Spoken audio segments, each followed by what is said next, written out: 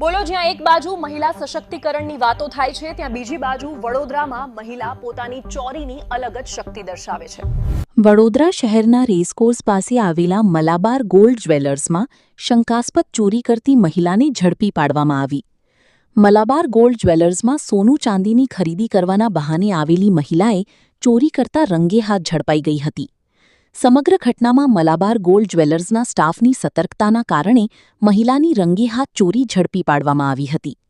ચોરી કરનાર મહિલા સોનાની ખરીદી કરવાના બહાને શોરૂમમાં આવી હતી, જ્યાં સ્ટાફને વાતોમાં ભેળવી ઇયરિંગ અને ગોલ્ડ ડાયમંડની રિંગની ચોરી કરવા માટે મોંની અંદર છુપાવી દીધી હતી.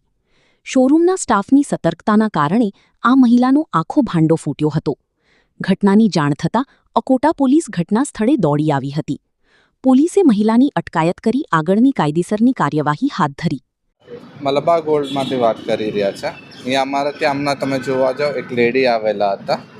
એમને આપણી પાસે વસ્તુઓ જોવાના બહાને એક પેર ઓફ ઇયરિંગ્સ ને એક ફિંગરિંગ લીધેલી હતી ચોરી કઈ રીતે.